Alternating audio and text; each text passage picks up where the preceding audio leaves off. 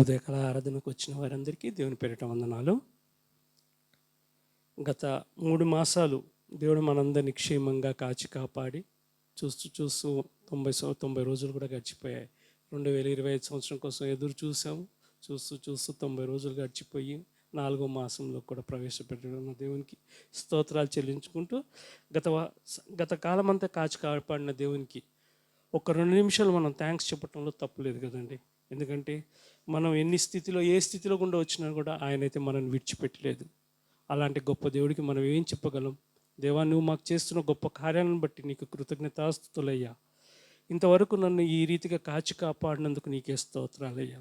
ఎనలేని నీ మేళ్లను బట్టి నీకే స్తోత్రాలయ్యా. ఏం చేస్తే ప్రభా నీ కృపకు ప్రభా మేము సరితూగగలమయ్యా. ఇదిగోనైనా ప్రభా, ఇలాంటి గొప్ప కార్యాలు మా జీవితాల పట్ల నువ్వు చేస్తున్నందుకు నీకే కృతజ్ఞతాస్తుతులు చెల్లిస్తున్నాం దేవాని. 2 నిమిషాలు ఆయన కృతజ్ఞతాపూర్వకంగా ఈనాటి ఆరాధనలో ప్రవేశిద్దాం. 2 నిమిషాలు మనలో మనం ఆయనకు థ్యాంక్స్ చెప్పుకుందాం.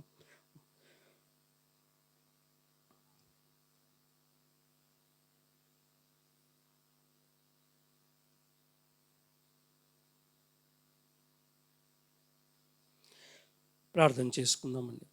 మమ్మల్ని మిక్కిలిగా ప్రేమించిన మా గొప్ప దేవానైనా తండ్రి, స్తోత్రం తండ్రి ప్రభా. ఇదిగోనైనా ప్రభా, నీవు మాకు చూపించిన కృపా కాపుదలను బట్టి నీకే కృతజ్ఞతాస్తులు చెల్లిస్తున్నామయ్యా. ఇదిగోనైనా ప్రభా, ఎంత గొప్ప దేవుడవు తండ్రి ప్రభా.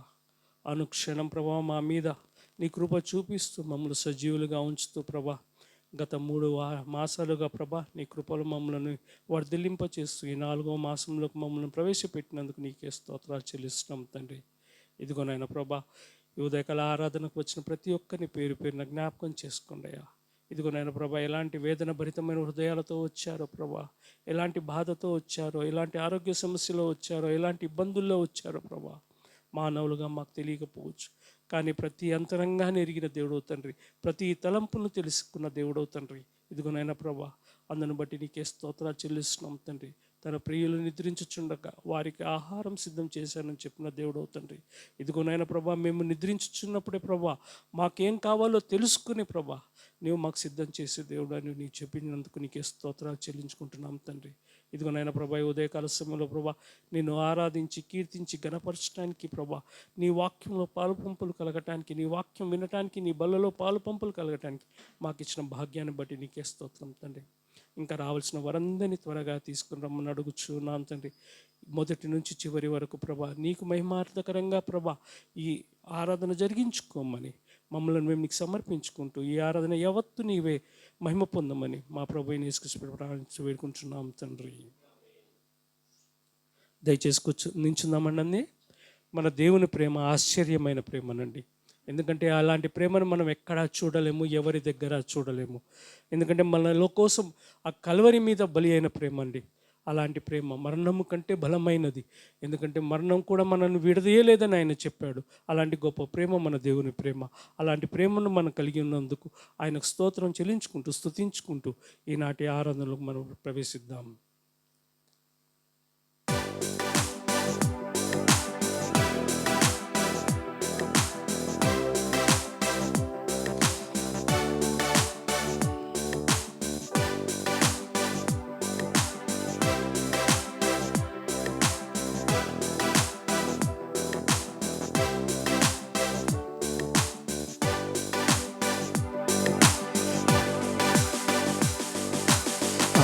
ఆశ్చర్యమైన ప్రేమ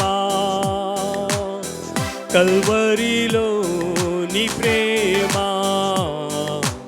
ఆశ్చర్యమైన ప్రేమ,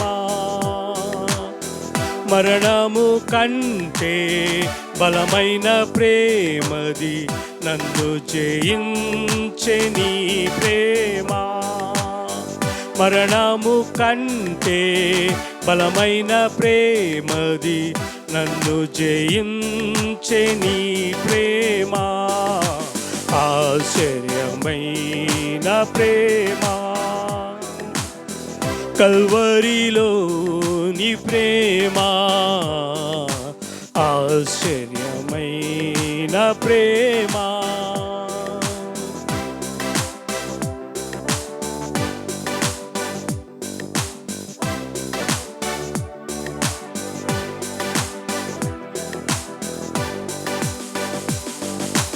పరమును వీడిన ప్రేమ, ధరలో పాపిని వెదకిన ప్రేమ. పరమును వీడిన ప్రేమ, ధరలో పాపిని వెదకిన ప్రేమ. నన్ను కరుణించి ఆదరించి సెదదిచి నిత్య జీవమిచ్చే. నన్ను కరుణించి ఆదరించి సెదదిచి నిత్య జీవమిచ్చే. ఆశ్చర్యమైన ప్రేమ, కల్వరిలోని ప్రేమ. ఆశ్చర్యమైన ప్రేమ.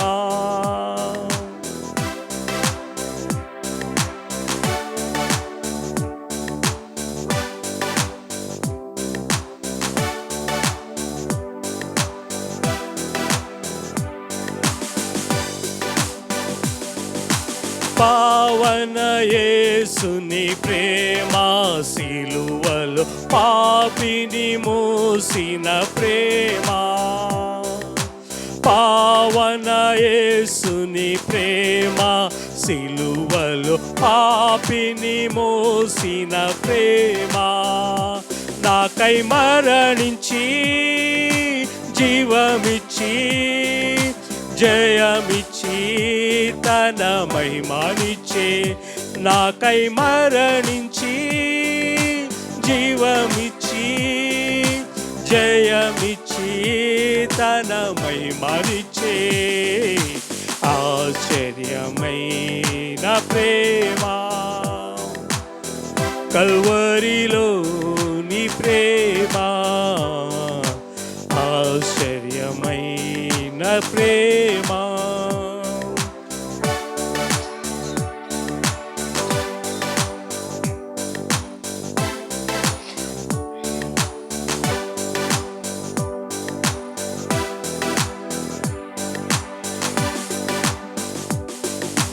నా స్థితి చూచిన ప్రేమ, నాపై జాలిని చూపిన ప్రేమ. నా స్థితి చూచిన ప్రేమ, నాపై జాలిని చూపిన ప్రేమ. నాకై పరుగెత్తి కౌగలించి ముద్దాడి కన్నీటిని తుడిచే. నాకై పరుగెత్తి కౌగలించి ముద్దాడి కన్నీటిని తుడిచే. ఆశ్చర్యమైన ప్రేమ, కల్వరిలోని ప్రేమ. ఆశ్చర్యమైన ప్రేమ. మరణము కంటే బలమైన ప్రేమది, నన్ను జయించే నీ ప్రేమ. మరణము కంటే బలమైన ప్రేమది, నన్ను జయించే నీ ప్రేమ. ఆశ్చర్యమైన ప్రేమ, కల్వరిలోని ప్రేమ. ఆశ్చర్యమైన ప్రేమ. అదే రీతిగా నిల్చొని మనం కొద్దిసేపు దేవుని ఆరాధించుకుందామండి.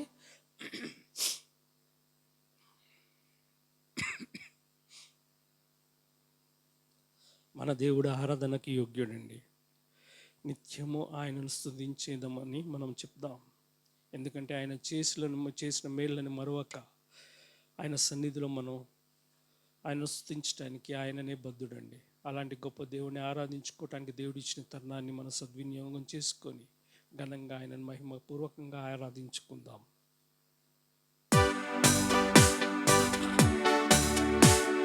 దినమిల్లా ఆయన చేతులు చాపి తన కౌగిలలో మనం కాపాడుచున్నాడంటే అలాంటి గొప్ప దేవుని మనం ఇంకెక్కడైనా చూడగలము. ఆయన పిలుస్తున్నాడు, నా కౌగిలిలో నేను చేర్చుకుంటాను, రారమ్మంటున్నాడు. ఇంతకంటే ఇంకెవరు మనల్ని పిలుస్తారండి? అలాంటి గొప్ప నమ్మకాన్ని మనకు ఎవరిస్తారు? ఆదరణను ఎవరిస్తారండి? అలాంటి గొప్ప ఆదరణ ఇచ్చే దేవుడు మన దేవుడు తండ్రి. అందుకే ఆయనను ఆరాధనకు యోగ్యుడు అంటున్నాం. అలాంటి గొప్ప దేవుణ్ణి ఆరాధించుకోవటానికి మనకి ఈ సమయాన్ని ఇచ్చినందుకు దేవునికి స్తోత్రాలు చెల్లించుకున్నాము.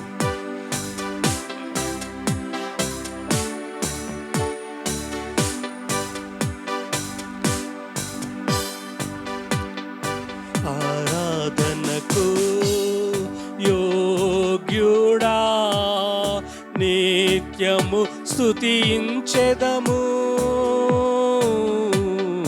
నీ మేలులను మరువకనే ఎల్లప్పుడు స్తుతి పాడెదను.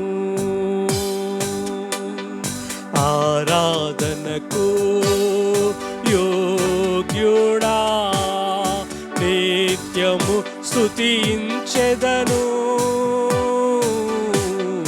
నీ మేలులను మరువకనే ఎల్లప్పుడు స్తుతి పాడెదను.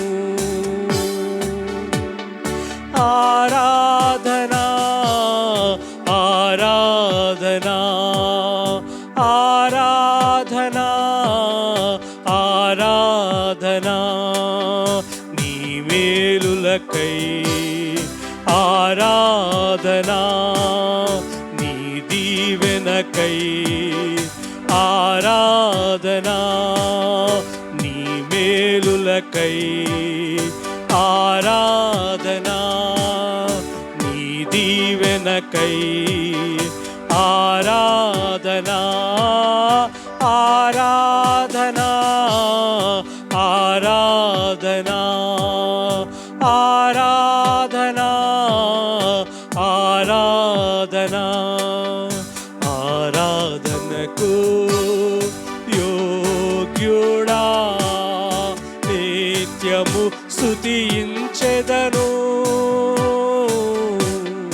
నీ మేలులను మరువకనే ఎల్లప్పుడు స్తుతి పాడెదను.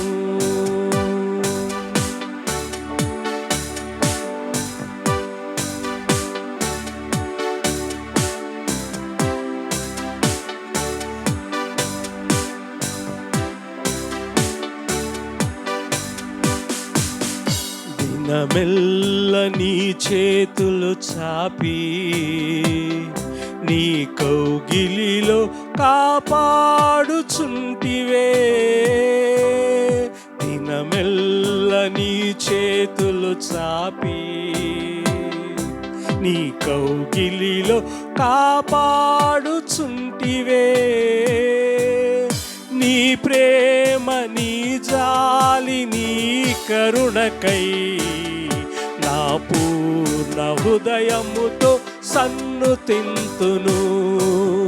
నీ ప్రేమ నీ జాలి నీ కరుణకై నా పూర్ణ హృదయముతో సన్నుతింతును. ఆరాధనా ఆరాధనా ఆరాధనా ఆరాధనా, నీ ప్రేమకై ఆరాధనా, నీ జాలికై ఆరాధనా, నీ ప్రేమకై ఆరాధనా, నీ జాలికై ఆరాధనా. ఆరాధనా ఆరాధనా ఆరాధనా ఆరాధనా, ఆరాధనకు యోగ్యుడా నిత్యము స్తుతించెదను, నీ మేలులను మరువకనే ఎల్లప్పుడు స్తుతి పాడెదను. మనం ధనవంతులుగా చేయటానికి ఆయన దరిద్రుడిగా మారి ఈ లోకానికి వచ్చాడండి. ఆ పరదైసులో ప్రభా దేవదూతలతో ఇప్పుడు దివారాత్రములు పరిశుద్ధుడు పరిశుద్ధుడు పరిశుద్ధుడు అని కొనియాడబడే ఆ దేవుడు పాపిగా మారి మన కోసము ఈ లోకంలో అవమానాలను భరించడానికి మానవులుగా రూపం ఎత్తాడంటండి. అలాంటి గొప్ప కృపను ఇంకెవరైనా చూపగలరా? ఎవరైనా మార్గాన్ని చూపగలరా? ఆయన ఈ లోకానికి వచ్చి ఆ పరదైసుకు వదిలి ఈ లోకానికి వచ్చి ఒక మానవుడు ఎలా జీవించగలడో చూపించడానికి ఆయన మాదిరిగా జీవించాడు. మాదిరిగా ఆయన ఉండి ప్రతిరోజు పాపం చేయకుండా పాపం మెరగకుండా పాపి అని పిలువబడ్డాడండి. ఇంతకంటే ఇంకెవరు ప్రేమ చూపగలరండి? ఇంత గొప్ప ఆదరణను ఇంకెవరు ఇవ్వగలరండి? అందుకే ఆయన ఆరాధనకు యోగ్యుడండి. అలాంటి గొప్ప ఆరాధన కలిగిన దేవుణ్ణి మనం స్తుతించడానికి మనం ఎంతవరకు బద్దులమై ఉన్నాము ఒక్కసారి జ్ఞాపకం చేసుకుంటూ ఆయనను మనస్ఫూర్తిగా ఆరాధించుకుందాం. దేవా, నీవు ధనవంతులుగా మమ్మల్ని చేయటానికి పరదైసును వదిలి దరిద్రుడిగా మారావయ్యా. ఇదిగో నాయన ప్రభా, ఆ ప్రేమకు నేనేం చెల్లించగలనయ్యా అని మనస్ఫూర్తిగా ఆయనను ప్రేమించుకుంటూ ఆరాధించుకుందాం.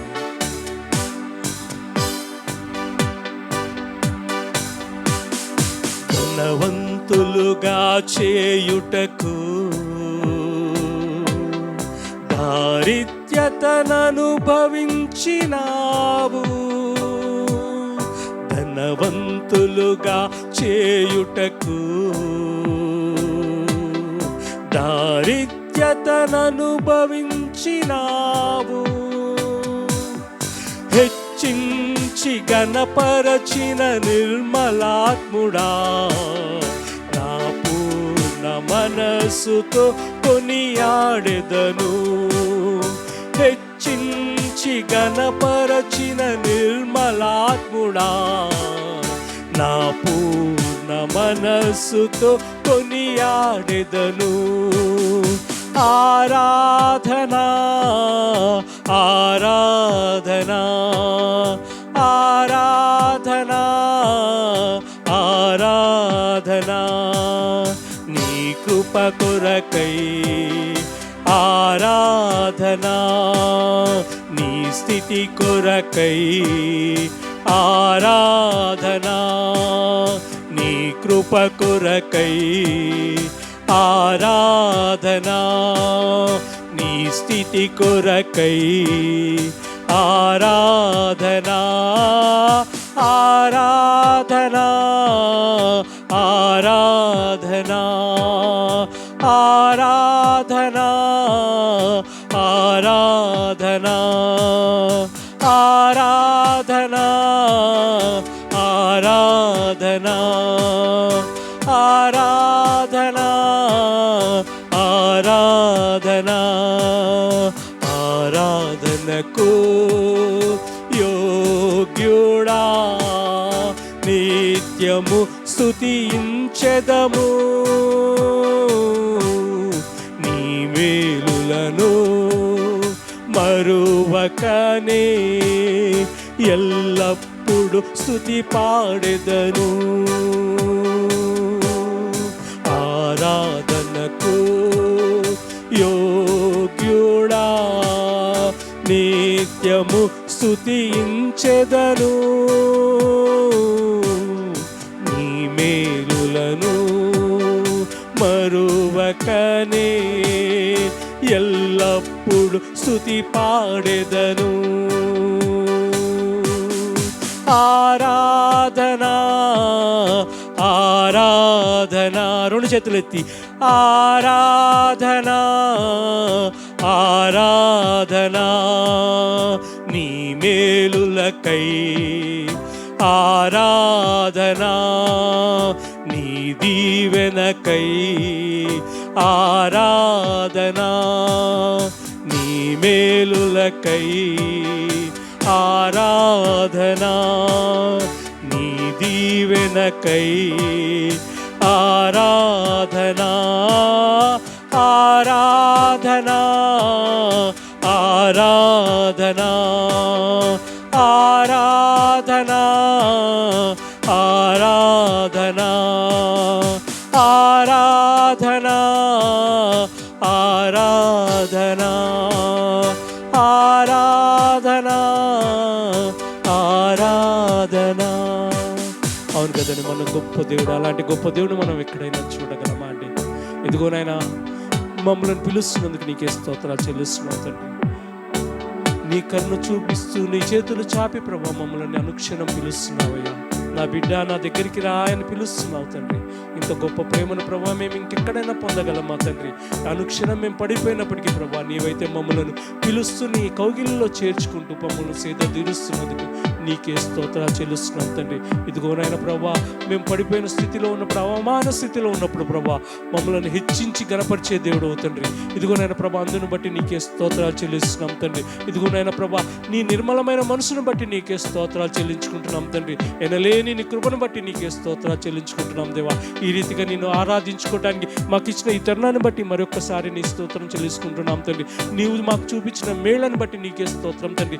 ఎవ్వరు చేయలేని మేళ్లను మా పట్ల చేస్తున్నావు తండ్రి. ఎవ్వరు చూపించలేని కృపను మా పట్ల చూపిస్తున్నందుకు నీకే స్తోత్రాలు స్తోత్రం అని చెల్లించుకుంటున్నాం తండ్రి.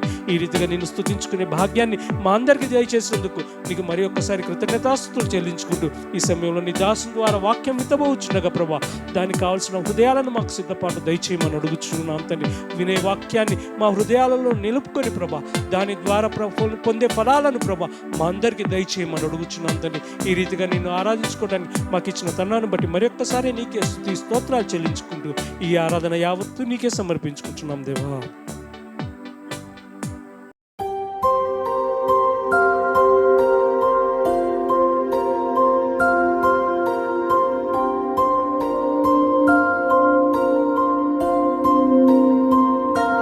ప్రభునామంలో చేరువచ్చిన వారికి వందనములు. మరి దేవుని యొక్క కృపను బట్టి మనం ఇలాగా చక్కగా పాటలతో దేవుని స్తుతించుకోగలిగాం. ఇది దేవుని కృప మన పట్ల. చాలామంది దేవుణ్ణి ఆరాధించుకోవడానికి అవకాశాలు లేక ఇబ్బంది పడుతున్నారు. మనకి దేవుడు చక్కని అవకాశం ఇచ్చాడు. ఈరోజు మనిషి ఎన్ని ప్రయత్నాలు ఎన్ని పనులు చేసుకుంటే ఎంత బిజీగా ఉన్నా దేవుణ్ణి ఆరాధించుకునే సమయం కేటాయించకపోతే ప్రయోజనం లేదని నేను అంటాను. ఎందుకంటే దేవుణ్ణి ఆరాధించలేనప్పుడు మనిషి జీవితం సమయం ఎన్ని చోట్ల గడిపినా కూడా అదంతా కూడా దేవుణ్ణి ఆరాధించడం కన్నా అది గొప్పది కాదు. కాబట్టి దేవుడు అందుకే మనకి ప్రతి ఆదివారం చక్కగా ఇలా చేరి వచ్చి దేవుని సన్నిధిలో ఇలా పాటలతో దేవుని బిడ్డలతో కలిసి ఆరాధించుకునే భాగ్యం మనకిచ్చాడు. నిజంగా దేవుని గొప్ప విషయం. ఈ విలువను తెలిసిన వాళ్ళు నిజంగా దేవుని సన్నిధిలో అయ్యో నేను ఉండాలి, దేవుని సన్నిధి మిస్ అవ్వకూడదు అని ఉంటారు. క్యాజువల్గా తీసుకునే వాళ్ళు పర్వాలేదులే, ఈ సండే కాకపోతే నెక్స్ట్ సండే వెళ్ళొచ్చు, లేకపోతే వాక్యం చెప్పేటప్పుడు వెళ్ళొచ్చు అన్నట్లుగా వెళ్తుంటారు. లేదంటే కొంతమంది కొన్ని సంఘాల్లో చివరి ప్రార్థనకు అందుకుంటూ ఉంటారు. ఏంటంటే కనీసం అట్లా చివరి ప్రార్థన కన్నా ఉన్నాను కదా అన్నట్లుగా ఉంటారు. అది చాలా దేవుణ్ణి అగౌరవపరిచిన విధానం. నేటి వాక్యం కొరకు మనం కీర్తనల గ్రంథంలో 84వ కీర్తనలో మనకి బాగా పరిచయమైనటువంటి వాక్యాన్ని చదువుకుందాం. కీర్తనలు 84. కీర్తనలు 84.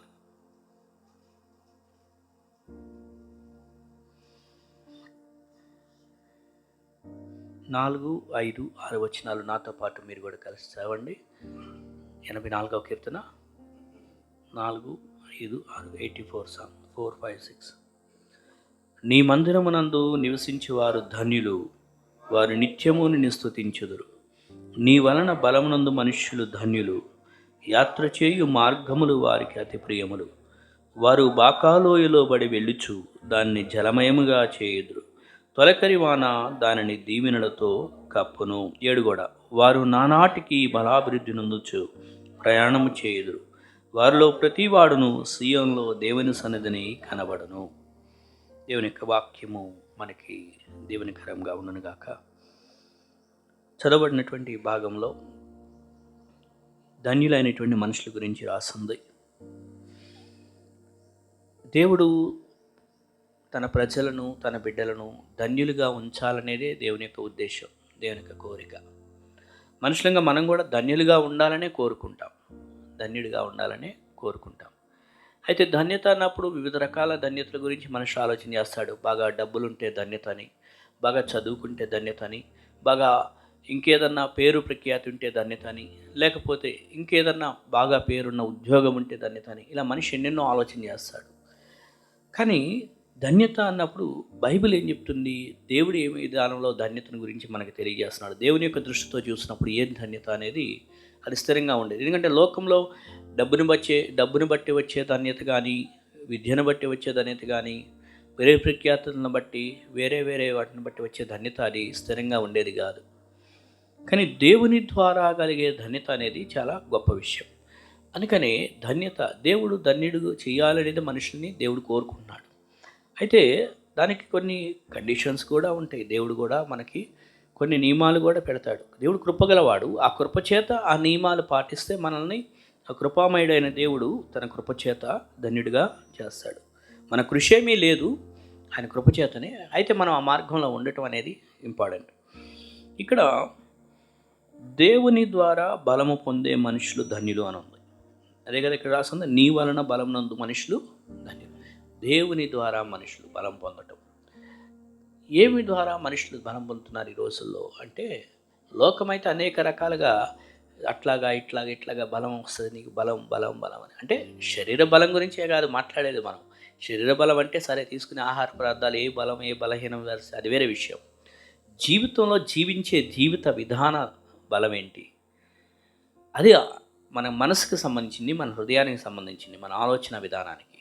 సో ఆ విషయంలో ఏంటి ధన్యత, ఏంటి దేవుని ద్వారా బలం పొందుకున్నప్పుడు, వారు దేవుని ద్వారా బలం పొందుకోవడం ఉన్నప్పుడు దేవునిలో నుండి వచ్చే శక్తిని స్వీకరించుకోవడం. ఇప్పుడు కరెంటు, ఈ బల్బు వెలుగుతుంది అంటే ఆ యొక్క కరెంటు స్తంభం దగ్గర నుంచి వస్తున్నటువంటి వైర్ ద్వారా వస్తున్న ఆ యొక్క విద్యుత్తు ఈ బల్బు దాకా వస్తుంది కాబట్టి మనకు అది లైట్గా వెలుగుచు ఇక్కడున్న ఈ గదిలో మనకు వెలుగునిస్తుంది. అట్లాగే దేవుని వలన మనుషులు ధన్యత శక్తి పొందుకుంటే అది మనిషికి ధన్యత అన్నమాట.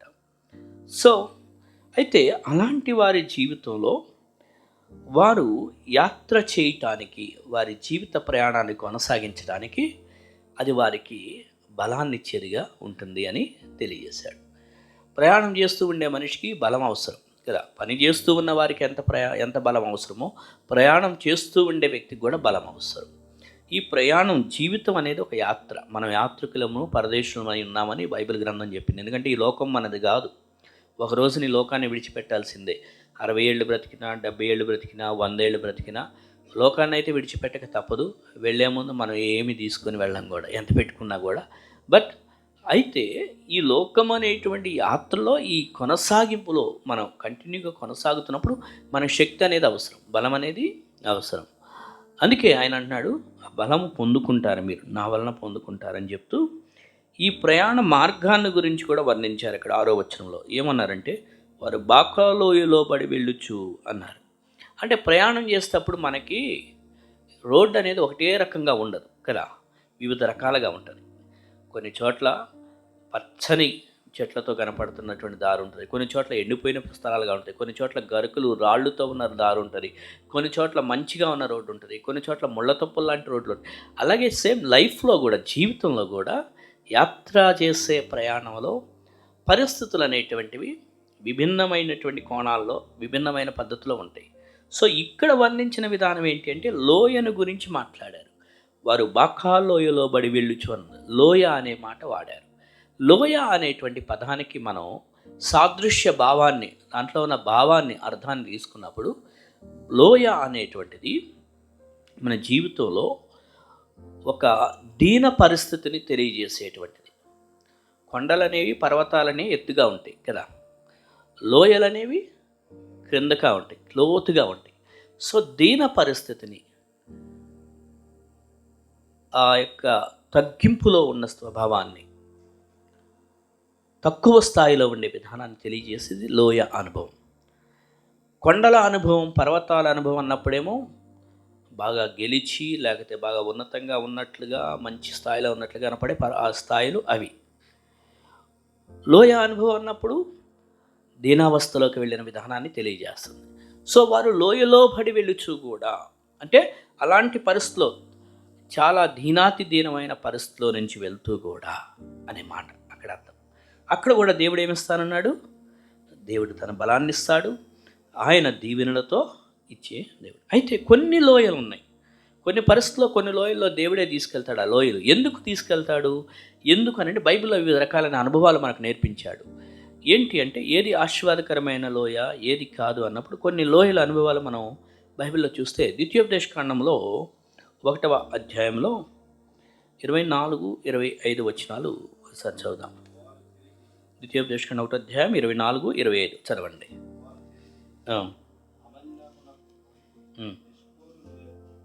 ఎష్కోలు లోయకు వచ్చి చదవండి.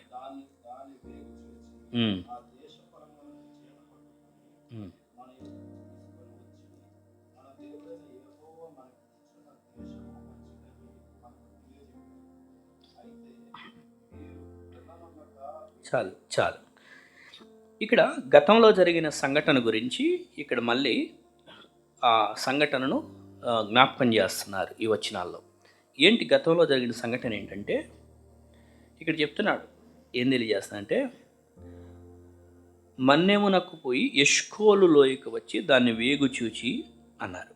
ఆ దేశ ఫలములను చేతబట్టుకొని అన్నారు. ఏంటి ఇదంతా అంటే మనం గతంలో ఎప్పుడు జరిగింది ఇదంటే, మీరు తర్వాత ఇంటికి వెళ్ళిన తర్వాత సంఖ్యాకాండంలో 11, 12, 13 అధ్యాయాలు చదవండి. అవి అక్కడ ఇశ్రాయేలు ప్రజలు అరణ్య యాత్రలో ప్రయాణం చేసి వెళ్తూ ఉండగా దేవుడు ఏం చెప్పాడు, వీళ్ళకి వాగ్దానం చేస్తున్న పలస్తీన్ ప్రాంతం చెప్పాడు. వాగ్దానం కనాను ప్రాంతం, ఇగో మీరు అక్కడికి వెళ్తారు, ఆ ప్రాంతము మంచి ఫలములతో నిండిన స్థలము, అక్కడ దాన్ని మీకు వాగ్దానం ఇస్తున్నా, ఆ దేశం మీది, ఆ ప్రాంతం మీద అని దేవుడు వాగ్దానం చేశాడు కదా. అయితే ఈ మధ్యలో వీళ్ళు అరణ్య ప్రయాణం 40 సంవత్సరాలు ప్రయాణం చేస్తున్నారు. అయితే ఈ మధ్యలో దేవుడు ఏం చెప్పాడంటే 12 మందిని పంపించి అవసరమైతే చూసుకోండి ఆ ప్రదేశాన్ని. అప్పుడు మోషే 12 మందిని పంపించాడు. అక్కడ ఆ ప్రదేశాన్ని చూశారు.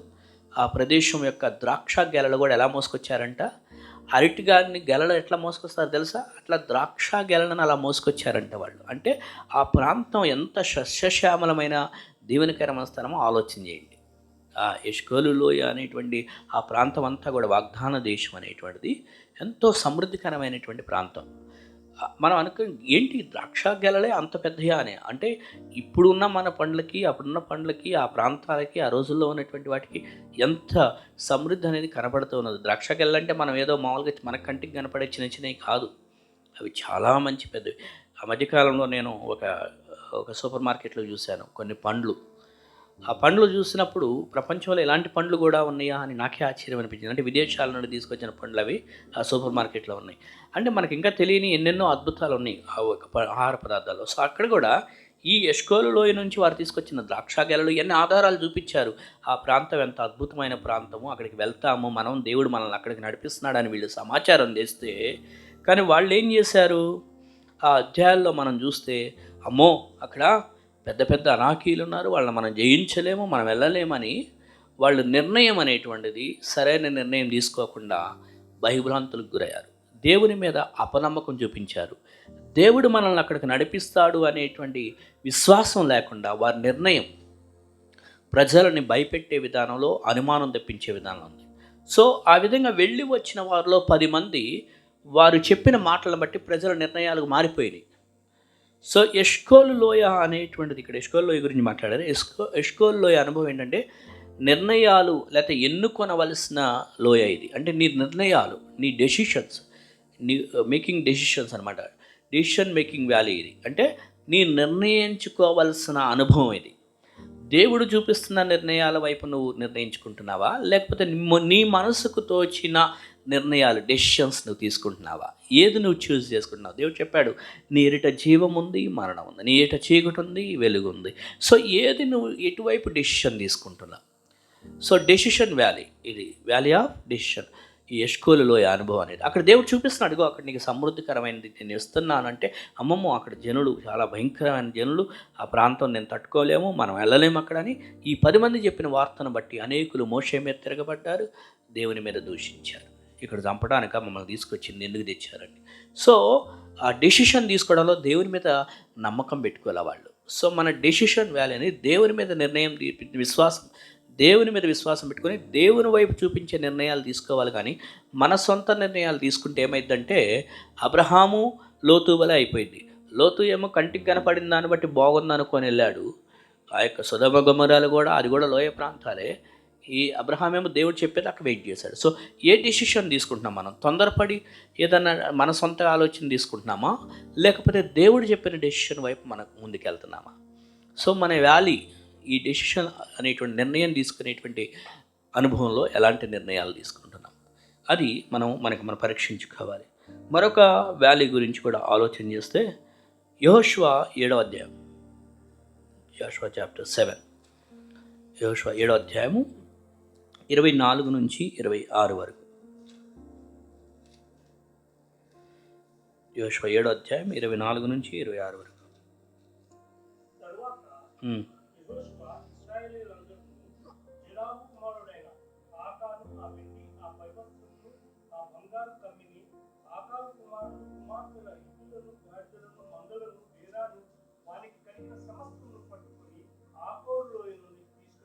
ఇక్కడ ఆకోరు లోయ అనే విషయం మనకు జ్ఞాపిస్తాం. చదవండి.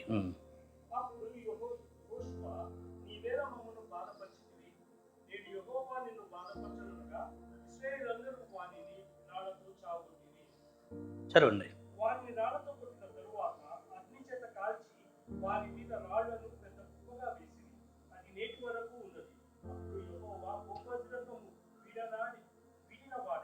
విడిచిన వాడే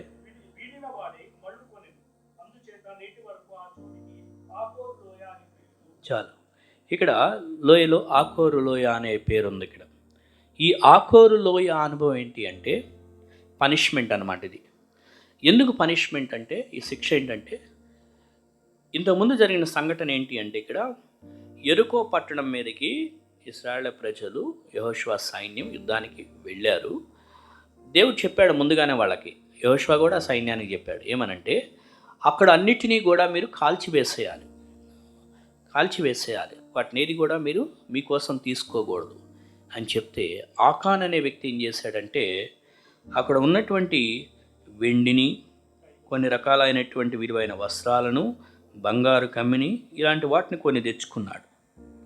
దేవుడు వాటిని దహించి వేసేయంటే, ఈయన మనసంతా, ఈయన హృదయం అంతా వాటిని చూడగానే అబ్బా బంగారం, అబ్బా వెండి, అబ్బా విలువైన వస్త్రాలు అని చెప్పి వాటిని దొంగతనం చేసుకొచ్చుకొని డేరాలో దాచుకున్నాడు. ఆ మధ్య నేను పేపర్లో ఒకటి చదివా. ఏం జరిగిందంటే, ఒక చోట భయంకరమైన భూకంపం వస్తే జనాలంతా పాపం మా వాళ్ళు ఎక్కడున్నారని ఎత్తుక్కుంటుంటే, కొందరు మాత్రం వెళ్ళి ఈ దొరికిన బంగారం, దొరికినటువంటి ఇట్లాంటి వాటిని తెచ్చుకున్నారంట. తర్వాత పోలీసు వాళ్ళని పట్టుకొని మళ్ళీ కొంత రికవర్ చేశారు. దొంగలు కూడా ఉంటారండి ఆ టైంలో. అట్లాగే ట్రైన్లో ఒకసారి ట్రైన్ యాక్సిడెంట్ అయితే కూడా పాపం అందరు రక్షించే పనిలో ఉంటే, కొందరు మాత్రం ఎక్కడ ఎవరి మెడలో ఏం బంగారం దొరికిద్దని అవి చూసుకుంటా ఉన్నారంట. సో కొందరు ఇట్లా ఆకాను కూడా, మీరు వెళ్ళండి, యుద్ధం చేయండి, ఆ యెరికో అదంతా శాపగ్రస్తమైనది, ఆ శాపగ్రస్తమైన దాంట్లో నుంచి మీకోసం మీరేం తెచ్చుకోవద్దు అంటే, ఆకాన్ ఏం చేశాడంటే ఆ శాపగ్రస్తమైనటువంటి పదం పక్కన పెట్టి వెండి, బంగారం, పైవస్త్రం, బాబా ఎంత విలువైన వాటిని ఆశపడి తెచ్చుకున్నాడు. దేవుడు వేటిని దహించమంటున్నాడు మన జీవితంలో. లోకంలో ఉన్న వాటిని చూసి దురాశ పడితే, ఇదిగో ఆకోరు లోయ అనుభవం ఆకానికి ఎదురైంది కదా, మనకు కూడా అది ఎదురైంది. డబ్బే సర్వస్వం అనుకొని, బంగారమే సర్వస్వం అనుకొని, ఏదో ఒక ప్రెస్టైజు, అదే ఈయన ఏం చేశాడు ఆకాను ఎవరో తెలియదులే, నాకేమింత మంచిగా తెచ్చుకొని దాచిపెట్టుకుందామని ఆ ముందు అధ్యాయం చదివితే మీకు అర్థమైంది. తెచ్చుకొని దాచిపెట్టుకున్నాడు. కానీ ఏమైంది ఇప్పుడు? భయంకరమైన శిక్ష వచ్చింది. రాళ్లతో కొట్టి కుప్ప వేశారు. ఆకోరు లోయగా మన జీవితాల్లో దేవుణ్ణి సంతోషపెట్టే వాటి కోసం మనం ఎదుగుతున్నామా, లేకపోతే ఈ హృదయము తపన పడేటువంటి ఈ లోకంలో అవన్నీ ఒక రోజున కరిగిపోయేవి ఉండేవి కాదు. వాటి కోసం ఏదో పరుగులు తీస్తూ అదేదో సంపాదించుకొని దాచిపెట్టుకోవాలని చూస్తే, ఆ దాచిపెట్టుకున్నటువంటి దాంతోపాటు మన ప్రాణాలు పోతున్నాయి. అదే ఇక్కడ ఏమైంది, ఆకాను వెళ్ళి పాపం చేసినందుకు గాను వాళ్ళ ఇంట్లో ఫ్యామిలీ మొత్తానికి చుట్టుకుంది. ఆకాను వెళ్ళి పాపం చేసినందుకు గాను, ఆకాను తెచ్చి దాచిపెట్టినందుకు గాను, అదే కదా ఇక్కడ రాస్తుంది, ఆకాను కుమారులను, కుమార్తెలను, ఎద్దులను కూడా, అంటే వాటికున్న పశువులు పాపం, ఎద్దులు, గాడిదలు, మంద అన్నీ పట్టుకొని ఆకూరలని డేరా కూడా, ఎందుకంటే ఆ డేరాలో దాచిపెట్టారుగా, ఆ వస్తువు దేంట్లో అయితే దాచిపెట్టారో ఆ వస్తువును కూడా తీసుకొచ్చి మొత్తాన్ని ఇక్కడ పనిష్మెంట్ ఇచ్చారు. మనకు కూడా ఏదైతే మనం దేవునికి ఇష్టం లేని దాన్ని ఇష్టపడి మనం అది వద్దయ్యా దేవుడు నీకు దాన్ని నీ జీవితంలో దహించి వేసేయాలి, దాన్ని వదిలించుకోవద్దు, దాన్ని వద్దు అని వదిలించుకోవాలి అంటే మనం దాన్నే ఎవరు చూడలేదులే అని దాచిపెట్టుకున్నట్టుకంటే హృదయంలో దానికి స్థానం ఇచ్చామనుకోండి, దానికి సంబంధించినటువంటి ప్రతి వాటిని దేవుడు పనిష్మెంట్ ఇస్తాడు, అదేదైనా కూడా. సో మన ఇంట్లో అట్లాంటివి ఏమన్నా దాచిపెట్టుకొని ఉన్నామా, దేవుడికి ఇష్టం లేనివి మన ఇంట్లో అంటే హృదయంలో కూడా, మన హృదయంలో దేవునికి ఇష్టం లేని వాటిని ఒకవేళ తెచ్చుకొని దాచిపెట్టుకుంటే, దేవుడు కోరుకోవట్లేదు అనుకున్నప్పుడు అది దాన్ని దహించేసే వద్దు అని అంటే దాన్నే మనం దాచిపెట్టుకుంటే అది మనకి రాళ్ళు రువి కొట్టి చంపే పరిస్థితి తీసుకొస్తుంది. సో ఇలాంటి లోయ అనుభవం మనకు వద్దు, ఇలాంటి పరిస్థితి అట్లాంటి వద్దు. అంటే దేవునికి ఇష్టం లేని దాన్ని వదిలిపెట్టేయటం మంచిది. దేవుడు వాటిని వదిలిపెట్టమన్నాడా, వదిలేసాయి. ఆ బంగారం చూసి ఆశపడొద్దు, వెండిని చూసి ఆశపడొద్దు, విలువైన వస్త్రాలను చూసి ఆశపడొద్దు. అవన్నీ అనవసరంగా ఇంట్లో తనతో పాటు తన భార్య, పిల్లలు, కుమారులు, కుమార్తెలు అందరికీ నాశనం వచ్చింది. ఎందుకు మన కుటుంబాన్ని మనం ప్రమాదంలో పెట్టుకోవాలి? అది మనం అర్థం చేసుకోవాలి. సో ఆకోరు లోయ పనిష్మెంట్కి సంబంధించింది కాబట్టి అలాంటి లోయ మనకు వద్దు, అలాంటి లోయ అనుభవం మనకు వద్దు. అది తప్పించుకోవాలంటే దేవుని దగ్గర క్షమాపణ అడగాలి. అయ్యా, ఎందుకంటే యేసు రక్తము ప్రతి పాపము నుంచి కూడా కడిగి శుద్ధీకరించేది. మనం మన పాపములను ఒప్పుకొని నెడల ఆయన నమ్మదగిన వాడు, ఆయన క్షమించేది. అఫ్కోర్స్ అప్పుడంటే పనిష్మెంట్, ఇమీడియట్ పనిష్మెంట్. ఎవరైనా తప్పు చేశారా, ధర్మశాస్త్ర కాలం కాబట్టి అది ఆ రోజుల్లో వెంటనే పనిష్మెంట్, రాళ్ళు రోగట్టి. ఇప్పుడు మనం కృపాకాలంలో ఉన్నాం కాబట్టి వెంటనే పనిష్మెంట్ రావట్లా. దేవుడు కృప చూపిస్తున్నాడు, కొంతకాలం వెయిట్ చేసి చూస్తున్నాడు, ఇంకా మారుతారు, ఇంకా మారుతారు, ఇంకా మారుతారు అని అవకాశాలు ఇస్తున్నాడు. మనం ఏంటంటే చాలా గ్రాంటెడ్గా తీసుకుంటాం, పర్వాలేదు దేవుడు ఏమంటలేదు కదా అని. కానీ ఒక రోజున పెద్ద దెబ్బ తగిలింది, ఆ పెద్ద దెబ్బ తగిలించుకునే దాకా వెయిట్ చేయొద్దు. కాబట్టి ఆ వ్యాలీ ఆఫ్ పనిష్మెంట్ అనేది ఆకోరులో అనుభవంలోకి మనం వెళ్లకుండా ఎప్పటికప్పుడు దేవుని దగ్గర సరి చేసుకోవడం అనేది బాధ్యత. ఏ విధంగా అంటే దేవునికి ఇష్టం లేని వాటిని ఏమైనా మనం తెచ్చుకొని పెట్టుకుంటున్నామేమో హృదయంలో, అదేదైనా కూడా వాటిని ప్రక్కన పెట్టేద్దాం.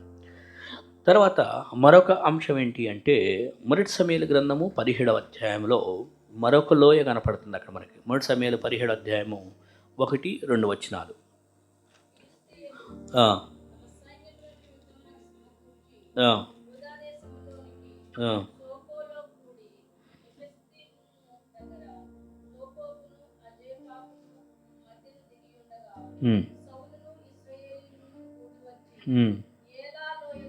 ఏలా లోయలో దిగి చాలండి. సో ఇక్కడ ఏలా లోయ అని ఉంది. ఈ ఏలా లోయ అనుభవం ఏంటి అంటే ఇక్కడ ఇది యుద్ధ లోయ, యుద్ధ లోయ. మన జీవితంలో కూడా పోరాటములు, యుద్ధములు అనేవి ఉన్నాయి. ఆ రోజుల్లో అంటే వాళ్ళకి ఇట్లాగా ఫిలిస్తీన్లు అనే శత్రువులు, ఐగుప్తీయులు అనే శత్రువులు, ఇలాగ డిఫరెంట్ విభిన్నమైన శత్రువులు. మనకి ఇప్పుడు మనం నిజంగానే ఈ కర్రలు, ఖడ్గాలు తీసుకెళ్ళి, కత్తులు తీసుకెళ్ళి ఎవరి మీదో మనుషుల మీద యుద్ధం చేయాలనేది కాదు. కానీ మనం ఇప్పుడు ఆత్మీయమైనటువంటి యుద్ధ భూమిలో ఉన్నాం. మనకి సాతానుడు శత్రువు అయి ఉన్నాడు. సాతానుడు అనేక రకాలైనటువంటి విషయాలు పెట్టిస్తుంటాడు మనకి కూడా యుద్ధంలో ఉన్నాం మనం. ఆ విషయం మర్చిపోకూడదు. క్రీస్తు యేసు యొక్క మంచి సైనికుల వలె పోరాడు అని బైబిల్లో ఉంది. మనం పోరాడాలి. అయితే మనకున్నటువంటి ఆయుధాలు ఏంటి అంటే, ఎఫెసీయులకు రాసిన పత్రిక 6వ అధ్యాయంలో మీరు తర్వాత చదవండి, నోట్ చేసుకొని. ఎఫెసీ 6వ అధ్యాయంలో 10వ వచనం నుంచి 18వ వచనం వరకు మన ఆయుధాలు ఏంటో అక్కడ రాస్తుంది. ఎందుకంటే మనం కూడా యుద్ధ లోయలో ఉంటాం కొన్ని సందర్భాల్లో, యుద్ధం జరిగే లోయ. ఇది ఏలా లోయ. ఏలా లోయ అన్నప్పుడు ఇది అనుభవం ఏంటి అంటే, ఏలా లోయ అన్నప్పుడు పోరాటములు లేదా యుద్ధములు లోయ అనుభవం. అక్కడ దేవుడిచ్చు సర్వాంగ కవచమును ధరించుకుని అని చెప్పి 6 రకాలైనటువంటి ఆత్మీయ ఆయుధాలు చెప్పారనమాట. ఎఫెసీ 6వ అధ్యాయం 10-18 వరకు. అవి మన ఆయుధాలు. ఆయుధాలు ధరించుకొని మనం పోరాటం చేయాలి. విశ్వాసము అనే డాలు, ఆత్మ అనే ఖడ్గము, వాక్యము, అలాగే సువార్త, రక్షణ అనే శిరస్త్రాణము, సమాధానం అనే సిద్ధ మనసు, అవన్నీ కూడా ఆ సర్వాంగ కవచం అనే ఆయుధాలుగా ఆ ఎఫెసీ 6వ అధ్యాయంలో 10-18 వరకు చెప్పబడ్డాయి. సో ఇవి మన ఆయుధాలు. మనం కూడా యుద్ధంలో ఉంటాం, యుద్ధ భూమిలో ఉంటాం. అనేక పోరాటాలు అంటే ఎరుటి వాళ్ళతో వెళ్ళి గొడవపడమని కాదు దీని అర్థం. ఈ రోజుల్లో క్రైస్తవులు కూడా నువ్వెంతంటే నువ్వంత అన్నట్టు అట్లా కాకుండా మన యుద్ధం, మన పోరాటాలు ఏంటంటే ఆత్మీయ యుద్ధాలు. మన మనసంతా కూడా పోరాటాలతో నింబడి ఉంటుంది. ఆత్మీయ సాతానుడు అనేక రకాలైన తలంపులు పెట్టేసి, చిందరవందర చేసి, కలవరం పెట్టేసి, మనకు అసలు నెమ్మది లేకుండా చేసి, చికాకుగా అసలు ఒక ఏదో లోపల పోరాటం, చాలా పెద్ద పోరాటం. మన యుద్ధ భూమి ఏంటంటే మన మనస్సే, మన మైండ్నే బ్యాటిల్ ఫీల్డ్గా అంటే యుద్ధ భూమిలాగా ఉంటుంది. ఈ మనసులో జరిగే పోరాటం అంతెంత కాదు. ఈ ఏలా లోయలో దావీదు అద్భుతంగా గెలిచాడు. మిగిలిన వాళ్ళు సైనికులు అయ్యిండి కూడా వాళ్ళు గెలవలేకపోయారు, కానీ దావీదు మాత్రం ఆ ఏలా లోయలో విజయాన్ని తీసుకొచ్చాడు. సో మనం కూడా ఈ యొక్క స్పిరిచువల్ లైఫ్, ఆత్మీయ జీవితంలో సాతానుడి ద్వారా అనేక పోరాటాల్లో మనం యుద్ధాల్లో ఉంటాం. దేవుని పిల్లలంగా క్రీస్తు యేసు యొక్క మంచి సైనికుని వలె మనం పోరాడవలసి ఉందంటే దాని అర్థం ఏంటంటే మనకెదురయ్యే ఆత్మ సంబంధమైన పోరాటాలు కానీ ఇవి భూ సంబంధమైనవి కాదు. ఎవరితోనూ మనుషులతో గొడవ పడేది కాదు. ఇది మన ఆత్మలోనే, మన మనస్సులోనే అనేక రకాలైనటువంటి పోరాటాలు జరుగుతూ ఉంటాయి. మన హృదయంలో అనేక విషయాలు మనకి తలంపులు వస్తుంది. ఆ విషయంలో విశ్వాసం అనే డాలు ఉండాలి, వాక్యం అనేటువంటి కలిగి ఉండాలి, ఆత్మ అనే కలిగి ఉండాలి, సమాధాన స్వార్థను కలిగి ఉండాలి. ఇవన్నీ ఉంటే ఈ పోరాటం గెలుస్తాం. ఈ లోయ అందుకోసం అన్నమాట. ఈ లోయలో నుంచి మనం వెళ్తూ ఉన్నామంటే విజయం మనదై ఉండాలి. ఆత్మ సంబంధమైన సర్వాంగ కవచం ధరించుకుంటే ఈ లోయలో మనం గెలుస్తాం. దేవుడు తన కృపను మనకిస్తాడు. ఇక్కడ దావీదుకి తన కృపనిచ్చాడు. దావీదే పెద్ద సైనికుడేం కాదు, కానీ దావీదు గెలిచే సందర్భాన్ని ఈ మొదటి సమూయేలు 17వ అధ్యాయంలో మనం చూస్తాం. ఈ అధ్యాయం చదివితే మిగిలిన సైనికులు గెలవలేకపోయారు, కానీ ఈయన గెలిచాడు. కారణం దేవుని ద్వారా అతడు పొందుకున్నటువంటి ఆ యొక్క గొప్ప దీవెన అన్నమాట. మన జీవితంలో మనము కూడా దేవుని యందు నేర్చుకున్న దేవుడిచ్చే సర్వాంగ కవచం ధరించుకుంటే ఈ యుద్ధ పోరాటం, ఈ వ్యాలీలో, ఈ ఏలా లోయలో యుద్ధంలో గెలిచే వ్యక్తులుగా మనం ఉంటాం. ఇక మరొక లోయను గురించి కూడా చూద్దాం. 27వ కీర్తన 23వ కీర్తన 4వ వచనం. 23వ కీర్తన 4వ వచనం.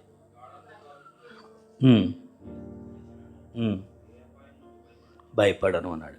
ఇక్కడ మన తెలుగు బైబిల్లో గాఢాంధకారపు లోయ అనే పదం వాడారు. ఇంగ్లీష్ బైబిల్లో the valley of shadow of death అన్నారు. అంటే మరణపు సంబంధించిన లోయ అనే పదం కూడా వచ్చింది అక్కడ. అంటే మరణము సంభవించే లాంటి లోయ అది. గాఢాంధకారం అన్నప్పుడు ఈ రెండు అర్థాలు కూడా దానికి అట్లా వర్తిస్తాయి అన్నమాట. ఈ పరిస్థితి అంతా అంధకారం అయిపోయి ఇక నాకు చావే ఉంది, ఇంకేమీ లేదని కొందరు అంటారే, అలాంటి పరిస్థితుల్లో ఆ లోయలో కూడా మనం భయపడిన అవసరంలా. అలాంటి పరిస్థితుల్లో, అలాంటి లోయ, అలాంటి దుఃఖకరమైన పరిస్థితుల్లో, అలాంటి వేదనకరమైన పరిస్థితుల్లో భక్తుడు అంటున్నాడు, గాఢాంధకారపు లోయలో నేను సంచరించినను ఏ అపాయమునకు నేను భయపడను అన్నాడు. సో అలాంటి లోయల్లో నుంచి వెళ్ళాలి ప్రతి ఒక్కరం కూడా. ఎందుకు ఇలాంటి పరిస్థితి వచ్చింది అని భయపడతాం, బాధపడుతున్నాము. కానీ దేవుడు అంటాడు, భయపడకు, నేనున్నానంటాడు. ఆయన నిన్నెన్నడు విడవడు, ఎడబాయి. సో అలాంటి పరిస్థితులు వచ్చిన, అలాంటి లోయల్లో నుంచి వెళ్తున్నా భయపడద్దు. ఎందుకంటే మనం దేవుని ద్వారా బలం పొందుకునే మనుషులం. వారు నానాటికి బలాభివృద్ధి నొందుచు అన్నది మనం ఇందాక 84వ కీర్తనలో చదివినప్పుడు. సో అంతకంతకు మనల్ని బలపరుస్తూ ఈ లోయలో నుంచి దేవుడు తీసుకెళ్తాడు. లోయల్లో నుంచి, లోయల అనుభవాలు, కష్టాలు, వేదనలో, దుఃఖంలోంచి వెళ్తున్నప్పుడు భయపడొద్దు. దేవుడు నా పక్షంగా ఉన్నాడు, నన్ను తన యాత్రా జీవితంలో నన్ను నడిపిస్తాడు అనే ధైర్యంగా ఉండాలి. ఎష్కోలు లోయకి వెళ్ళడానికి వీళ్ళు నిర్ణయించుకోలేదు, వద్దు మాకు అక్కడికి మేము వెళ్ళాం, అమ్మో అక్కడ వాళ్ళని చూస్తే మాకు భయం వేస్తుంది అని అక్కడ వీళ్ళు ఆ 10 మంది చెప్పిన వార్తను బట్టి ఇశ్రాయేల్ ప్రజలందరూ అడ్డగించారు.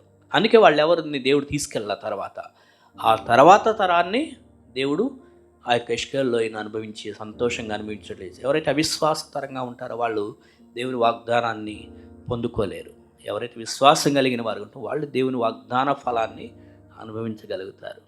కాబట్టి ఎలాంటి నిర్ణయం, నువ్వు ఎష్కోలు అనే లోయలో ఉన్నావు, నిర్ణయం ఏ విధంగా తీసుకుంటున్నాం. అలాగే ఆకోరు లోయ అంటే పనిష్మెంట్ లోయలోకి వెళ్ళే సందర్భం వద్దు నీకు, మనకొద్దు. దేవుని మాట విందాం. దేవుడు ఏం వద్దన్నాడో మన జీవితాల్లో దాన్ని వదిలిపెట్టేద్దాం. దేవుడు ఏం కలిగి ఉండమన్నాడో వాటిని పొందుకున్నాం. అలాగే ఏలా లోయ అంటే పోరాటం అనే లోయ, యుద్ధభూమి, అలాంటి దగ్గర కూడా దేవుని మీద ఆధారపడదాం. దేవుడు మనల్ని బలపరుస్తాడు. క్రీస్తు యొక్క సైనికుడిగా మనం నిలబడదాం. అలాగే valley of shadow of death అంటే మరణ అంధకారపు లోయలు, అక్కడ కూడా భయపడద్దు, దేవుడు నీతో కూడా ఉంటాడు.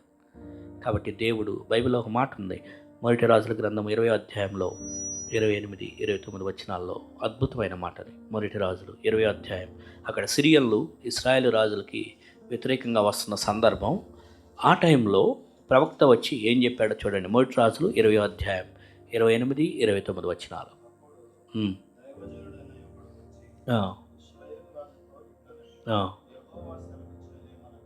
ఇది యెహోవా సెలవిస్తున్నాడండి, మనుషులు కాదు ఇది. సిరియన్లు ఏమనుకుంటున్నారంటే యెహోవా కొండలకే సిరియల్ని అట్లా అనుకుంటున్నారు. ఆ, ఉమ్, ఆ, ఆ, ఆ, 29 కూడా చదివారా?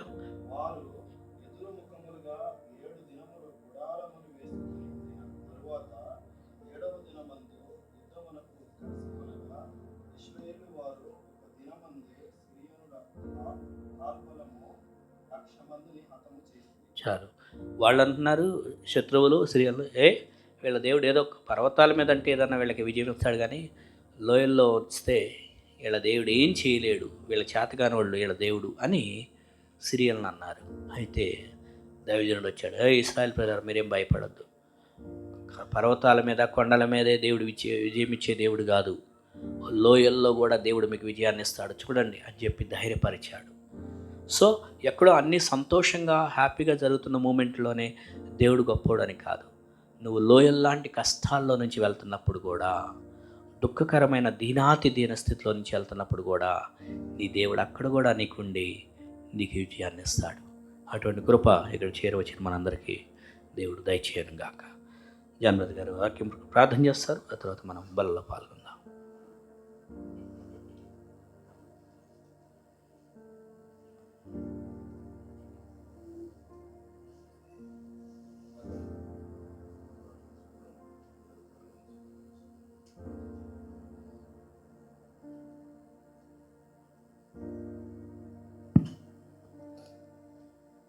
పరిశుద్ధుడా, ప్రేమమయుడా, నీ యొక్క పరిశుద్ధమైన నామానికి ఎనలేని స్తుతులు స్తోత్రాలు తండ్రి. దేవుడా తండ్రి, ఎన్నిక లేని మమ్మల్ని ఎన్నుకొని నైనా మీ యొక్క సన్నిధానంలో నిలబెట్టిన మహాభాగ్యాన్ని బట్టి మీకు ఎనలేని స్తుతులు స్తోత్రాలు నాయన. ఎంతోమందికి నాయన మీ వాక్యం వినే భాగ్యం, మిమ్మల్ని ఆరాధించే భాగ్యము నాయన ఎంతోమంది కోల్పోయి ఉంటున్నారు నాయన. దేవుడా తండ్రి, అలాంటి వారి సంఖ్యలో మమ్మల్ని చేర్చకుండా దేవుడా తండ్రి మీ వాక్యం వినే భాగ్యాన్ని, మిమ్మల్ని ఆరాధించే భాగ్యాన్ని మాకు దయచేసినందుకు మీకు వందనాలు, స్తుతులు, స్తోత్రాలు. నిజమే తండ్రి, విన్న వాక్యము నాయన ఎంతో లోతైనది, ఎంతో నాయన శక్తివంతమైనది తండ్రి.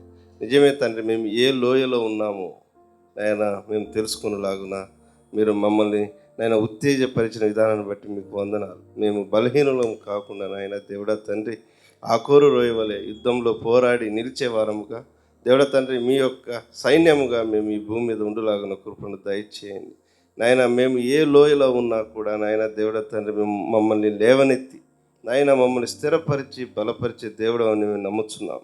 దేవుడా తండ్రి, ఈ లోకం అంతా ఒకటైనప్పటికీ దేవుడా తండ్రి మీ యొక్క సైన్యముగా మేము నిలబడి నాయన మేము సువార్త ప్రకటించే బిడ్డలుగా ఎల్లప్పుడూ నాయన ఈ భూమి మీద మా ఆయుష్ ఉన్నంత వరకు దేవుడా తండ్రి మీకు సాక్షులుగా మేము ఉండులాగిన కృపను దయచేయమని వేడుకుంటున్నాం.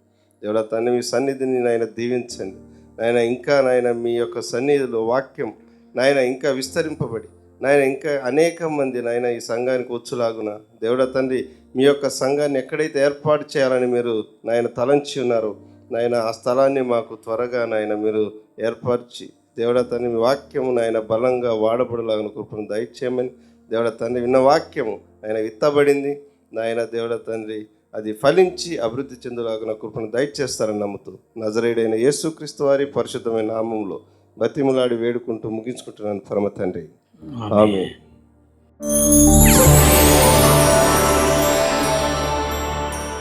చేసుకుందాం. ఎలా ఉంది మన హృదయం? వారమంతా ఎలా పడితే అలా జీవించేసి వచ్చేసి ఇక్కడ ప్రభు బలలో చేవేస్తానంటే సరిపోదు. అది నువ్వు పక్కన నిలబడు.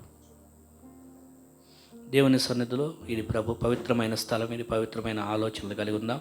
సిద్ధపాటు చేసుకున్న హృదయాన్ని, దేవా నా హృదయంలో నీకు ఆయాస్కరమైంది ఏమని నన్ను క్షమించి ప్రభా అని దేవుని అడుగుదాం. ఇది దేవుని కొరకు గడిపే సమయం. మీ ఆలోచనలో ఇంకా వేరే ఆలోచనలు ఏం పెట్టుకోవద్దు. క్రీస్తు నా కొరకు శిలువలో గాయాలు పొందాడు, క్రీస్తు నా కొరకు మరణించాడు, క్రీస్తు నా కొరకు కొరడాలు కొట్టించుకున్నాడు. ఇదంతా నా మీద ప్రేమతో చేశాడు. పాపం చేసింది నేను, అతిక్రమం చేసింది నేను, కానీ ఆయన ఎంత గొప్ప దేవుడు అంటే నిజంగా ఆయన ప్రేమను మనకు చూపించాడు. అది శిలువ కార్యం ద్వారా చూపించాడు. పాపం చేసి దేవుని ఉగ్రతకు పాత్రులం మనం, కానీ కృపామయుడు, దయామయుడు మనకు ఒక పరిష్కార మార్గాన్ని యేసుక్రీస్తు వారి ద్వారా ఏర్పాటు చేశాడు. ఇది అర్థం చేసుకున్న మనము ఆయన్ని జ్ఞాపకం చేసుకోకుండా మౌనంగా ఉండలేం. ఖచ్చితంగా ఆయన శిలువ ప్రేమను మనం జ్ఞాపకం చేసుకుంటాం. ఎందుకంటే దేవుడు చెప్పాడు, క్రీస్తు చెప్పారు, నన్ను జ్ఞాపకము చేసుకునేటకై దీన్ని చేయడని. కాబట్టి క్రీస్తుని జ్ఞాపకము చేసుకునేటకై, క్రీస్తు నీ కొరకు పొందిన గాయాలు, నీ కొరకు చూపిన ప్రేమను జ్ఞాపకం చేసుకునేటకై ఈ సమయాన్ని నీ హృదయంలో నువ్వు కేటాయించుకో. పరిశుద్ధుడు అయిన దేవా, మహోన్నతుడా, అయ్యా, ఆకోరు లోయలో ఆకాను శిక్షించబడ్డాడు. మేమేదన్నా పాపం చేసుంటే, నువ్వు వద్దన్న పనిని మేము చేసుంటే ఆ శిక్షకు మేము పాత్రలు. అయ్యా, నా మమ్మల్ని క్షమించు. క్రొత్త నిబంధన కాలంలో ఉన్నాం కాబట్టి వెంటనే పనిష్మెంట్ రాకుండా నీ దగ్గర క్షమాపణ కోరుకునే అవకాశం మరొకసారి మాకు ఇస్తున్నావు. నీకు వందనాలు. కాబట్టి ప్రభా, మా హృదయంలో మేము ఏదైతే పెట్టుకున్నామో లోకంలో ఉన్నటువంటి ఆశలని, ఆ ఆశలతో, శరీరాశలతో, లోకాశలతో, దేవుడంబాలతో ఏదైతే జీవిస్తున్నామో అది నీ కోపం తెప్పించేది. కాబట్టి అయ్యా, అటన్నిటిని మా హృదయంలో నుంచి నువ్వు క్షమించి వాటిని తీసివేసుకోవడానికి నీ దగ్గర క్షమాపణ కోరుకుంటూ నీ సహాయం అడుగుతున్నాం. అయ్యా, క్రీస్తు మా కొరకు చేసిన పరిష్కార విధానాన్ని బట్టి నీ స్తోత్రాలు. మా తప్పును, మా పాపాన్ని, మా దుష్టత్వాన్ని, మా అతిక్రమమును, మా కల్మషాన్ని కడిగి వేయటానికి, క్షమించి వేయడానికి క్రీస్తు చేసిన శిలువ పరిహార మార్గాన్ని బట్టి నీ స్తోత్రాలయ్యా. క్రీస్తు పొందిన శిలువ మరణం ఏ విధంగా వాటి కొరకు మేము కృతజ్ఞతలు చెప్పగలం? ఎంతగా స్తుతించినా, ఎంతగా ఆరాధించినా అయ్యా, అది ఇంకా ఎంతో గొప్పది. కాబట్టి ఈ సమయంలో తండ్రి, క్రీస్తు మా కొరకు పొందిన గాయాలను మేము జ్ఞాపకం చేసుకుంటున్నాం. క్రీస్తు మా కొరకు అనుభవించిన శిక్షను మేము జ్ఞాపకం చేసుకుంటున్నాం. అలనాడు క్రీస్తు పొందిన శ్రమల ద్వారా, ఆ యొక్క శిలువ వేదన కార్యం ద్వారా మమ్ములను నరక శిక్ష నుంచి విడిపించారు. మాకు నువ్వు నీ రక్షణ ఇచ్చావు. అందుల కొరకు నేను నీకేమి ఇవ్వగలను తండ్రి? ఏమి ఇవ్వలేక ఈ నా కొద్ది స్తుతి ఆరాధన నీకే సమర్పించుకుంటున్నాను తండ్రి. ఆమేన్. క్రీస్తుజానికి సాదృశ్యంగా ఉన్న రొట్టెలో మనం పాల్గొందాం.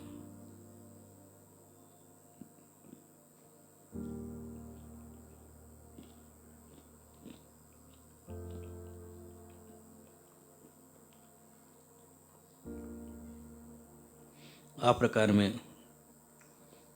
భోజనమని వెంబడి ఆయన మరొక పాత్రను ఎత్తుకొని,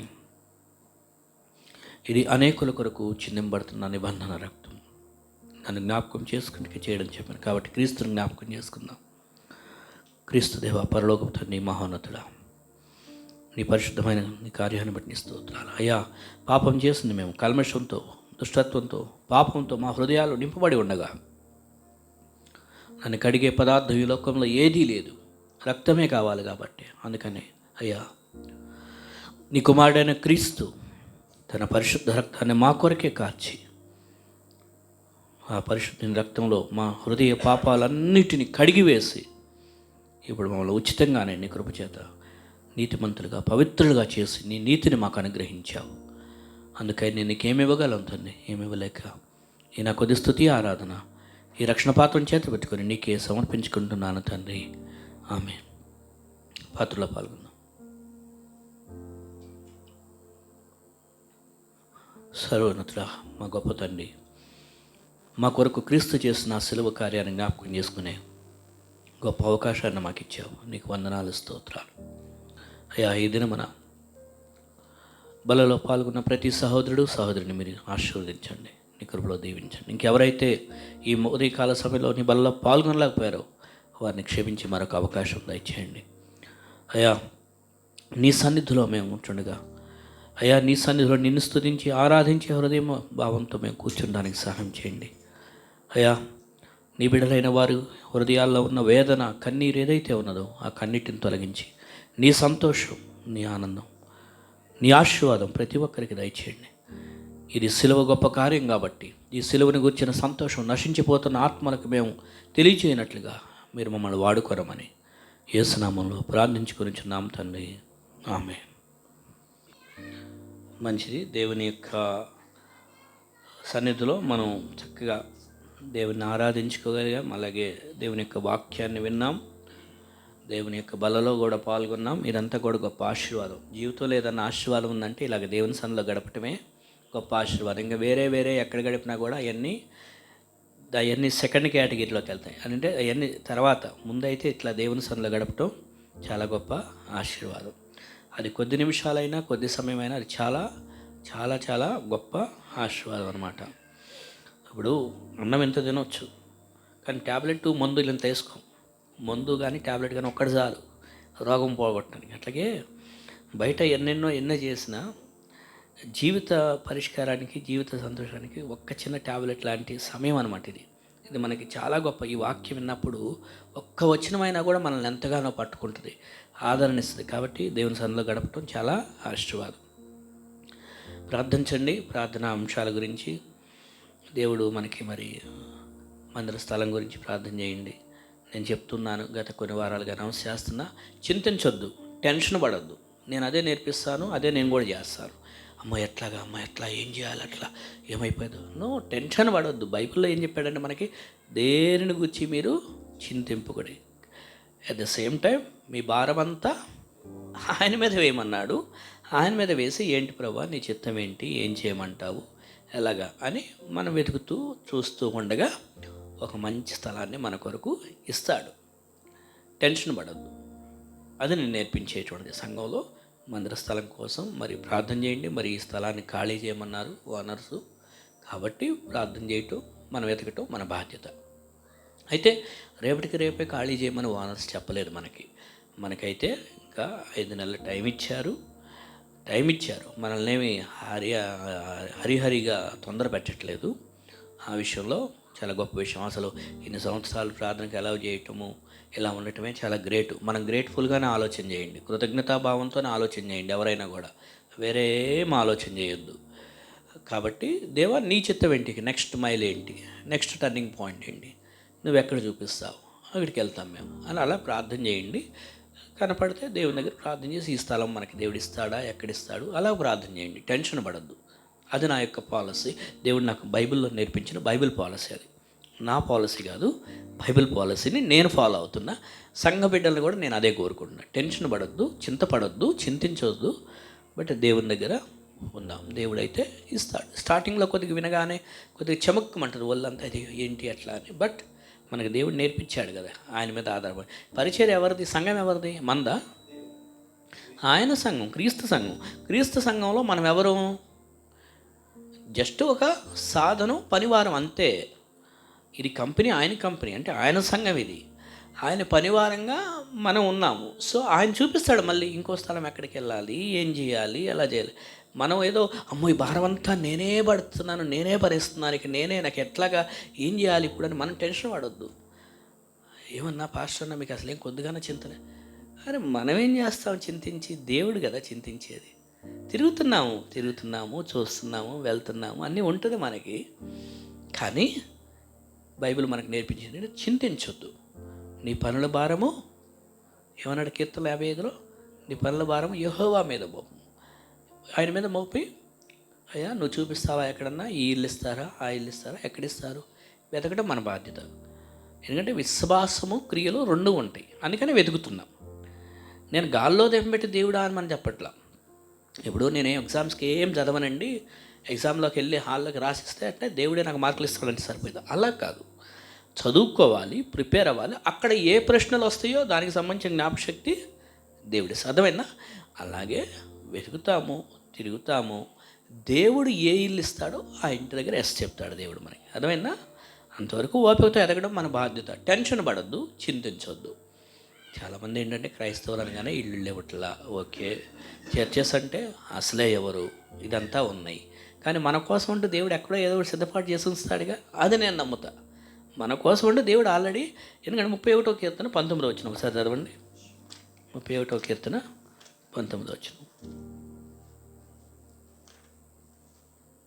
నేను ఎప్పుడు నమ్మే మాట ఇది. 31:19, Psalm 31:19.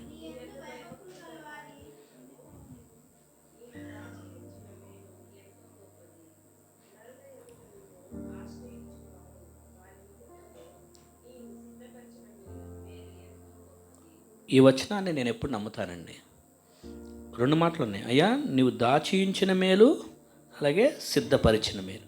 దేవుడు ఆల్రెడీ మన కోసం దాచిపెట్టాడు ఒక చోట. పిల్లలకి తెలియకుండా తల్లిదండ్రులు కొన్ని గిఫ్ట్స్ తీసుకొచ్చి దాచిపెడతారు, ఇవ్వాల్సిన టైంలో ఇద్దామని ఇస్తారు, సిద్ధపరిచి ఉంచారు. అట్లా దేవుడు కూడా మనకి ఎక్కడో ఏదో సిద్ధపరిచి ఉంచుతాడు. ఓపికతో ఎదురు చూస్తూ ప్రార్థన చేయండి. ఓకే, అది ఒక ప్రార్థన రిక్వెస్ట్. ఇక మరి కొన్ని ప్రేయర్ రిక్వెస్ట్లు ఏంటంటే, ఎస్తర్ రాణి సిస్టర్ గారి యొక్క హెల్త్ కోసం ప్రార్థన చేయండి. స్టెల్లాకి, ఎస్తర్ రాణి సిస్టర్ గారికి కూడా కొద్దిగా ఫీవర్తో ఉన్నారు, వారు దేవుడు స్వస్థపరచాలని. అలాగే వారి అమ్మగారు కూడా, ఎస్తర్ రాణి వాళ్ళ అమ్మగారు కూడా హాస్పిటల్ నుంచి అయితే డిశ్చార్జ్ చేశారు. దాదాపు 4 రోజుల తర్వాత హాస్పిటల్ నుంచి డిశ్చార్జ్ చేశారు. అయితే ఇంకొద్దిగా టైం పడుతుంది, ఒక 5-6 నెలల టైం పడుతుంది. కొద్దిగా లేచి నడవటానికి టైం పడుతుంది. ప్రేయర్ చేస్తూ ఉండండి కంటిన్యూగా. ఎస్తర్ రాణి సిస్టర్ గారి యొక్క అమ్మగారు, సుగుణమ్మ గారు కదా. ఎందుకంటే తల్లిదండ్రుల కోసం ప్రార్థన చేయటం మన బాధ్యత. ఎందుకంటే పెద్ద వయసుకు వచ్చిన తర్వాత ఆటోమేటిక్గా తల్లిదండ్రులకి ఏంటంటే వయసును బట్టి కూడా కొన్ని అనారోగ్య సమస్యలు వస్తుంటాయి. మనం వయసు పెరుగుతుంటాము, వాళ్ళు ఇంకా పెద్ద వయసు అవుతూ ఉంటారు. తల్లిదండ్రుల కోసం ప్రార్థన చేయటం మన బాధ్యత. మన తల్లిదండ్రుల కోసం ప్రార్థన చేయాలి, ఇతరుల తండ్రుల కోసం కూడా ప్రార్థన చేయాలి. ఎందుకంటే వారికి ఇప్పుడు మనం శ్రద్ధ తీసుకొని వారి కోసం చేసామనుకోండి, రేపొద్దున మనం కూడా ముసలోళ్ళం అవుతాం కదా. మరి మన కోసం కూడా ప్రార్థన చేసేవాళ్ళు ఉండాలి కదా. ఎందుకంటే బైబిల్ ఏం చెప్పిందంటే, సేమ్ నువ్వేం చేస్తే అది నీకు వస్తుంది అని ఉంది, అంతే కదా. మోసపోకడి దేవుడు వెక్కిరింపడు, నువ్వు ఏం పంటను విత్తావో అదే కోసం.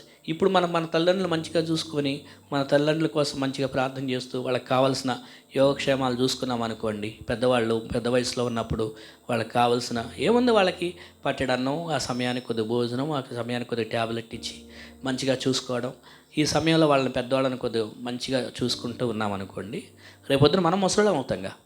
మరి రేపొద్దున మనల్ని కూడా వాళ్ళు చూసుకోవాలి, అంతే కదా. ఇప్పుడు మనం మన తల్లిదండ్రులను వదిలేసామని అంటే వాళ్ళ కోసం బాధ్యత లేకుండా అనుకోండి, రేపొద్దున మన పిల్లలు కూడా, ఎందుకంటే మనం ఏమి పంటను విత్తితే అదే కోస్తాం. కాబట్టి మన తల్లిదండ్రులను మనం జాగ్రత్తగా చూసుకుందాం, వాళ్ళ కొరకు ప్రార్థన చేద్దాం. వాళ్ళు ఎలాంటి పరిస్థితుల్లో ఉన్నా మన చేతనైనంత వరకు ఆదుకోవడానికి ప్రయత్నం చేద్దాం. అప్పుడు రేపొద్దున మనకు కూడా ఆశీర్వాదం అనేది ఉంటుందన్నమాట. ఓకేనా, అది మనం చేద్దాం. ఓకే, ఇంకేమైనా ప్రేయర్ రిక్వెస్ట్ ఉందా?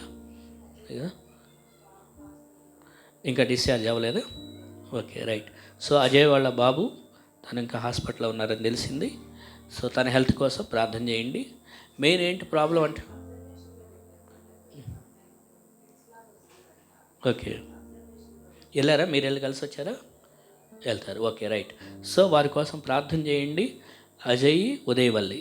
మరి బాబు పుట్టాడు. నేను లాస్ట్ సండే ఆల్రెడీ అనౌన్స్ చేశాను ఇక్కడ చర్చిలో, ఎందుకంటే నాకు అజయ్ మెసేజ్ పెట్టాడు, నేను మాట్లాడాను కూడా ఫోన్లో, అనౌన్స్ చేశాను ఇక్కడ ప్రేయర్ చేయమని. సో ఇంకా ప్రేయర్ చేస్తూ ఉండండి కంటిన్యూగా, దేవుడు వాళ్ళకి. నేను హాస్పిటల్కి వెళ్దాం అనుకున్నా కానీ 5 మినిట్సే అలౌ చేస్తున్నారంట. అంటే పాస్ తీసుకొని ఆ 5 మినిట్స్ కూడా చూడడానికి కావాలి. ఇక సరేలే, ఇంటికి వెళ్ళిన తర్వాత ఒకసారి ఎప్పుడన్నా కనపడవచ్చులని నేను ఆగాను.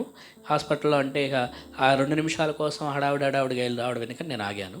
చూద్దాం పరిస్థితిని బట్టి. నేనైతే ప్రేయర్ చేస్తున్నాను, అది నేను చేస్తున్న బాధ్యత. ఓకేనా, రైట్. ప్రార్థన చేసుకుందాం. ఇంకేమైనా ఉన్నాయా ప్రేయర్ రిక్వెస్ట్? ఓకే, మన ప్రకాష్ గారుల మామగారు అంటే శ్యామలాజేశ్వర వాళ్ళ నాన్నగారు రోషయ్య గారు, గతంలో ఆయన కొద్దిగా హెల్త్ పరంగా సమస్యలు వచ్చి ట్రీట్మెంట్ జరిగింది. ఇప్పుడు ప్రజెంట్ పరిస్థితి ఎలా ఉంది బ్రదర్? బట్ ఇంకా కంప్లీట్గా అయితే అంటే కంప్లీట్. ఓకే, సో వారి కోసం కూడా ప్రార్థన చేద్దాం, రోషయ్య గారి కోసం. ఆయన కూడా వయసులో పెద్ద వయసే. సో వీళ్ళు పెద్ద వయసుకు వచ్చిన తర్వాత ఆటోమేటిక్గా కొన్ని హెల్త్ ఇష్యూస్ ఉంటాయి కాబట్టి వాళ్ళందరినీ మనం ప్రేయర్లో జ్ఞాపకం చేసుకుందాం. ఓకేనా, రైట్. మరి ప్రార్థన చేద్దాము, దేవుడు మనకి కార్యాలు చేస్తాడు. ప్రార్థన. పరిశుద్ధమైన తండ్రి, మహోన్నతుడా, ఈ ఉదయకాల సమయంలో మమ్మల్ని నీ సన్నిధికి తీసుకొచ్చావు. నీకు వేలాది వందనాలు, స్తోత్రాలు అయ్యా. నీ సన్నిధిలో మేము ఇక్కడ ఉంటున్నాం, నీ మాటలు విన్నాం. లోయలలో నుంచి మమ్మల్ని తీసుకువెళ్తావు, మమ్మల్ని బలపరిచే దేవుడు అని చెప్పావు. కాబట్టి ప్రభా, మేము ఎలాంటి లోయల అనుభవాల నుంచి వెళ్తున్నామో ఆ లోయల్లో నీవు చెప్పినట్లుగా మేము జీవించడానికి సహాయం చేయండి. ఇక్కడ చేరువచ్చిన ప్రతి సహోదరుని బట్టి నీకు వందనాలు అయ్యా. ఎవరు ఎలాంటి దుఃఖంలో ఉన్నారు, ఎవరు ఎలాంటి బాధలో ఉన్నారు నీకు తెలుసు. వారందరి హృదయ బాధని నువ్వు చూస్తున్నావు, వారి దుఃఖాన్ని నువ్వే ఆదరణ కలిగించండి వారి దుఃఖ పరిస్థితిలో. అలాగే తండ్రి, ఎవరు అనారోగ్యంగా ఉన్నారో నీకు తెలుసు. ఎస్తర్ రాణి సిస్టర్ గారు, స్టెల్లా కొరకు ప్రార్థన చేస్తున్నాం, వారిని ముట్టండి, స్వస్థపరచండి. అలాగే వారి తల్లిగారు సుగుణమ్మ గారి కొరకు ప్రార్థన చేస్తున్నాం.